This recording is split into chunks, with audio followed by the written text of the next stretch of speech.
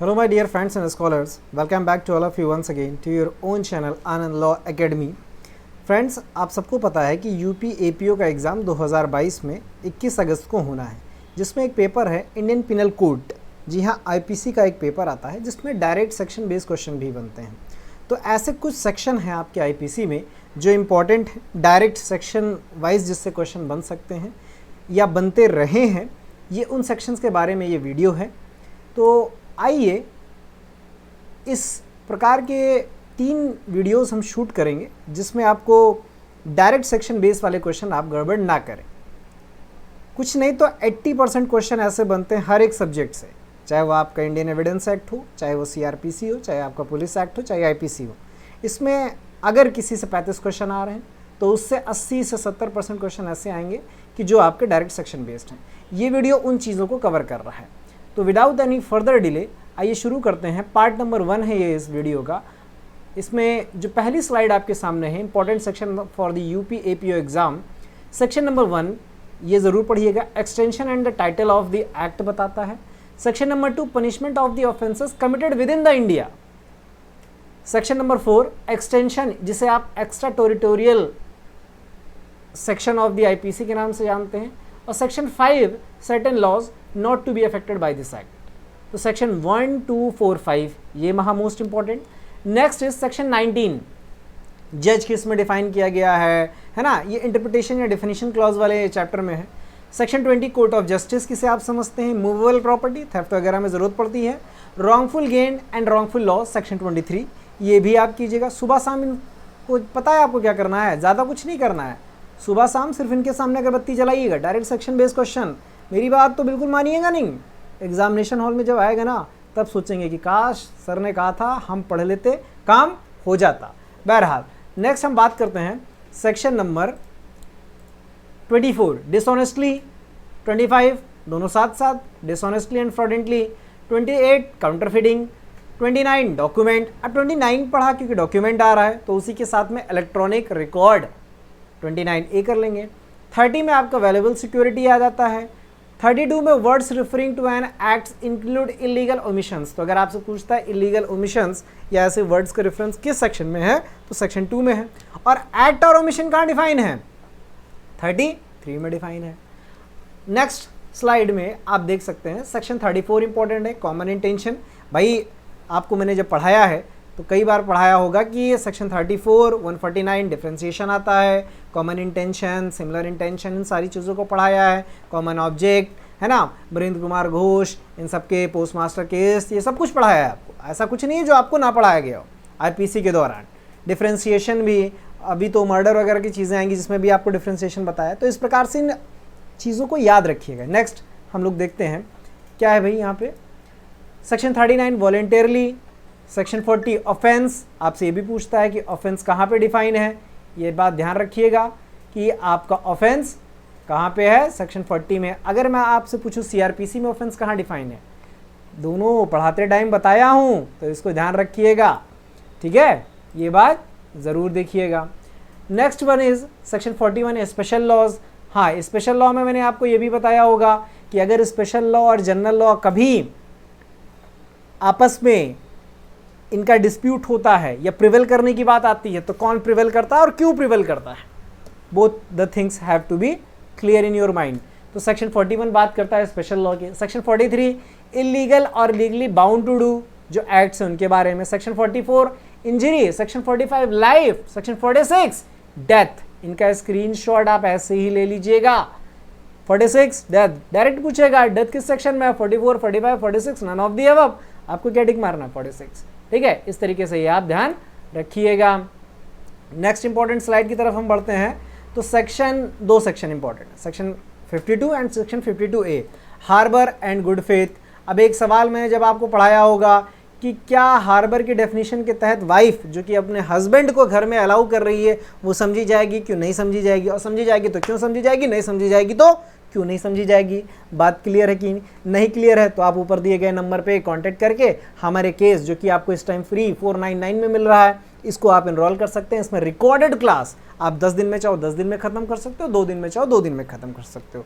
और ये कोई अलग से रिकॉर्डेड नहीं है, ये वही लाइव क्लास का रिकॉर्डेड सेशन है जो आप लोग बार बार कहते हैं कि सर रिकॉर्डेड ही दे दीजिए, रिकॉर्डेड ही दे दीजिए। तो लीजिए रिकॉर्डेड, अब हम प्रोवाइड कर दे रहे हैं, तो इन सारे कोर्सेज़ को आप देख लीजिएगा।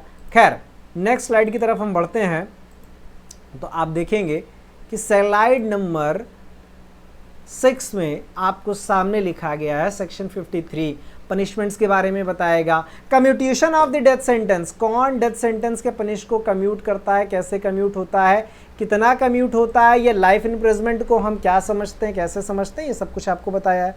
तो कोई टफ सेक्शन नहीं है।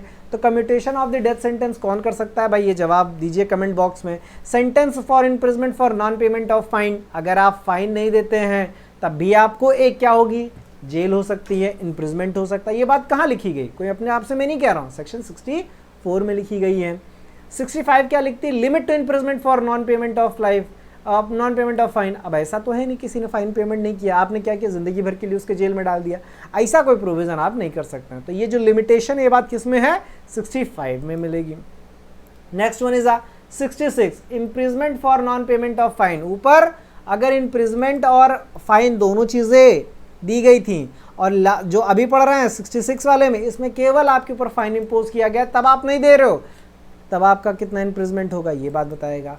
73 में सोलिटरी कन्फाइनमेंट बहुत इंपॉर्टेंट है, इस पर 2 केस लॉज भी बताए, बहुत important. Section 74 limit of solitary confinement, कितने दिन तक रखोगे, क्या करोगे, ये बात कौन बताएगा, 74 बताएगा।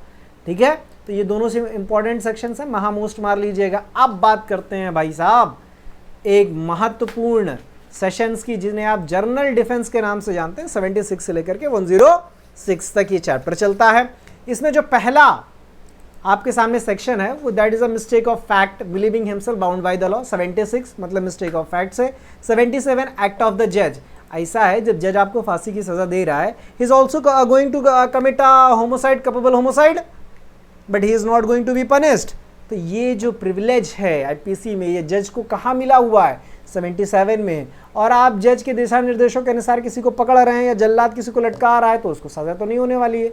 ये भी कहाँ है, 78 में। अगर परसुएंट ऑफ द कोर्ट आप जजमेंट में कोई वर्क कर रहे हो तो वो जनरल डिफेंस में आएगा। 79 act done by a person justified और mistake, fact of believing himself justified by the law. दोनों में डिफरेंस बताया था, जस्टिफाइड बाय द लॉ का क्या मतलब है and bound by the law का क्या मतलब है। ये खैर अभी यहाँ पे डिस्कशन का मुद्दा नहीं है, इसलिए सिर्फ सेक्शन याद कीजिए, सेक्शन 79 और 78।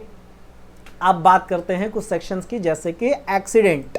Section 80 necessity, R versus Dudley का केस याद आ रहा है। Section 81 doli incapax. Section 82 कितने साल की उम्र हो, 7 से नीचे की हो। और 83 में क्या है, 7 से 12 के बीच की है। अब एक क्वेश्चन मान लीजिए आपको सामने मैं फ्रेम करूं, अगर बच्चा एग्जैक्ट 7 साल का है तो उसका जो हम क्या कहते हैं कैटेगरी फॉल्यूशन करेंगे वो किस में करेंगे, 82 में करेंगे कि 83 में करेंगे। एग्जैक्ट 7 साल का है तब, ठीक है, ना ही वो 7 साल से नीचे आ रहा है, ना ही वो 7 से 12 के बीच में आ रहा है। एग्जैक्ट 7 साल का है जिस दिन उसने ऑफेंस कमिट किया है, तो फिर उसको किस सेक्शन में डील करेंगे, सेक्शन 82 में डील करेंगे कि सेक्शन 83 में डील करेंगे। यहाँ तक बात समझ में आई, उम्मीद है आपको आ ही रही होगी। अब आइए बात करते हैं नेक्स्ट स्लाइड की, सेक्शन नंबर 84 से। 84 unsound mind, 85 intoxication against his will. Section 86 मैंने पी नहीं, मुझे पिला दी गई, अभी तक आप गा रहे थे, आप कहेंगे पार्टी ऑल नाइट। और सेक्शन 86 मतलब आप खुद पी रहे होंगे। सेक्शन 87 क्या, an act not intended and not knowingly to cause death और ग्रीवियस है डन बाय कंसेंट। अगर आप गुड फेथ में कंसेंट लेकर के किसी के साथ कोई एक्ट कर रहे हो, भाई छत से फेंकना है, ऑपरेट करना है, कुछ भी करना है, गुड कंसेंट, गुड फेवर में कर रहे हो, क्या कहते हैं कंसेंट के साथ कर रहे हो, तब तो भाई कोई गड़बड़ काम नहीं कर रहे हो।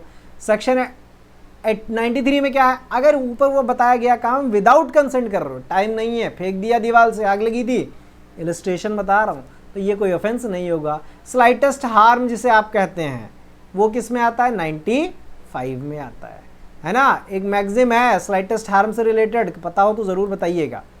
अब बात करते हैं हम आपके सामने 96 को लेकर के, जहाँ से मूलतः आपका प्राइवेट डिफेंस शुरू होता है।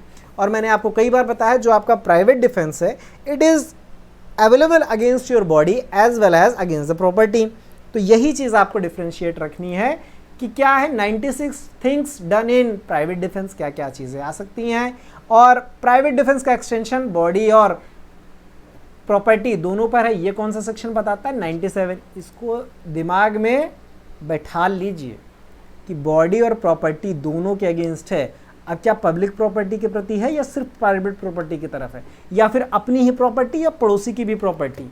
ये चीज़ सेक्शन में लिखा है, कई बार पढ़ाया हूँ, इसलिए यहाँ डिस्कशन नहीं, सीधे डायरेक्ट क्वेश्चन सेक्शन बेस्ड वाले पे हम लोग डील कर रहे हैं। तो 97 में क्या है? Defence against body and property दोनों में है, ठीक है। 98 बात करता है कोई अनसाउंड व्यक्ति है, पागल है, आपको मार रहा है, तो ऐसे में क्या होगा? Right of private defence against the act of the person unsound mind etcetera intoxicated फलाना ढिमका, सब इसी में है। उसके अगेंस्ट भी आपको क्या है? प्राइवेट का डिफेंस है, मतलब राइट ऑफ प्राइवेट आपको प्राप्त है। 99 क्या कहता है? Act against which there is no right of private defence. तो 99 वो एक्ट्स बताता है जिसमें आपको प्राइवेट डिफेंस के राइट को नहीं यूज करने दिया जाएगा। और कितना आप करते हैं? जाहिर सी बात है, जो हार्म है उसको प्रिवेंट करने के लिए। एक्सेसिव नहीं करते हैं हम। आपको मैंने मारा, आप गए घर से AK-47 उठा के लेकर के आए, हमारे घर को छल्ली छल्ली कर दिया आपने, है ना, एक गाना भी है, छल्ली कर दे सीना मेरा टाइप्स, तो वो काम आप नहीं करेंगे। प्राइवेट डिफेंस का क्या मतलब है? देन एंड देयर आपके ऊपर जो एप्रीहेंशन आया है, आप सिर्फ उसे क्या कर रहे हो? खत्म कर रहे हो, डिमिनिश करने के लिए जो आप फोर्स इस्तेमाल कर रहे हो। एक्सेसिव फोर्स जहां से आपने इनिशिएट किया, वहां से क्या हो जाएगा? आप ऑफेंस करना इनिशिएट कर दोगे। बहरहाल ये कोई डिस्क्रिप्टिव क्लास तो है नहीं, सेक्शन हम लोग जान रहे हैं। Section 100 private defence extend to body to causing death. 100 ये बताता है कब आप किसी की मृत्यु कर देंगे। जी हाँ, किसी को प्राइवेट डिफेंस के नाम पर क्या बना देंगे? अल्लाह मियाँ के पास पहुंचा देंगे, ठीक है। 101 क्या कहता है? आप जब प्राइवेट डिफेंस इस्तेमाल करते हुए अगेंस्ट योर बॉडी या अगेंस्ट द बॉडी, मौत के घाट नहीं उतार कर सकते किसी को, उसके अलावा कुछ भी कर सकते हो, अदर हार्म्स, ठीक है। कब ये आपको मिलेगा, कब ये राइट जनरेट होगा और कब तक ये बना रहेगा प्राइवेट डिफेंस का राइट, ये 102 आपको बताता है। यहां तक एक बार कंफर्म कीजिएगा, समझ में आ गया हो तो स्क्रीनशॉट ले लीजिएगा। अब बात करते हैं भैया नेक्स्ट स्लाइड की। हम लोग क्या है नेक्स्ट स्लाइड? यहां से प्रॉपर्टी वाली बातें शुरू होंगी कि प्रॉपर्टी के अगेंस्ट आप कब डेथ कॉज कर सकते हो? 103। आप अदर देन डेथ कॉज कब कर सकते हो in the case of property? 104। 105 वो बताएगा कब से आप ये राइट जनरेट होता अगेंस्ट द प्रॉपर्टी और कब ये खत्म होगा। और 106 ऐसे एक्ट बताता है जहां पर आपने राइट ऑफ प्राइवेट डिफेंस किया हो against deadly assault where there is a risk of harm to the innocent person. जैसे मान लीजिए आपको 100 लोगों की भीड़ मारने चली आ रही है, आपके पास बंदूक भी है, बढ़िया बंदूक है, वो भी AK-47 है, लेकिन भीड़ में एक बच्चा भी है। आप गोली मारोगे, देयर इज अ रिस्क कि आप जान बचाने के लिए उस बच्चे की जान भी ले लोगे। तो क्या ये प्राइवेट डिफेंस है या नहीं, ये बात कौन बताता है? 96 बताता है। यहाँ तक आपको बात क्लियर हुई? देखिए अब इसके बाद लिखा गया है थैंक यू, क्योंकि ये पार्ट नंबर 1 है। तो यहाँ पर कहानी आज की तो ख़त्म हुई, लेकिन अभी पार्ट 2 पार्ट 3 बचा हुआ है। तो इंतज़ार कीजिए, अच्छा लगे वीडियो कमेंट कीजिए, लाइक कीजिए, शेयर कीजिए, और जो ऊपर कोर्सेज की एक स्लाइड चल रही है हो सके तो उसमें एनरोल करके अपना फ़ायदा उठाइए। जितने लोगों ने उठाया है वो जान रहे हैं कितना डिस्क्रिप्टिव लेक्चर है, एक एक टॉपिक पे 30-30, 32-32 लेक्चर हैं विद द केस लॉस। ऐसा लेक्चर कहीं मिलता नहीं है जल्दी से, बच्चे तरसते हैं, बड़ी बड़ी कोचिंग्स के नोट्स के जैसा एकदम क्लास है, ये बात समझिएगा। किताब पूरी नहीं पढ़ पाएंगे एग्जामिनेशन हॉल में आप, काम क्या आएगा? नोट्स। नोट्स भी कैसा? जो आपका समझा हो, जिसके दम पे आप प्री निकाल पाओ, जिसके दम पे आप मेंस लिख पाओ, जिसके दम पे आप इंटरव्यू में सवालों के जवाब दे पाओ।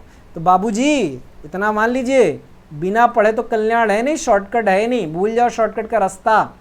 कोई कह दे 100 में से एक बच्चा भी शॉर्टकट, तो मान लो है नहीं, ठीक है। वो स्मार्ट स्टडी करता है, दिमाग लगा के पढ़ता है, इतना ध्यान रखिएगा।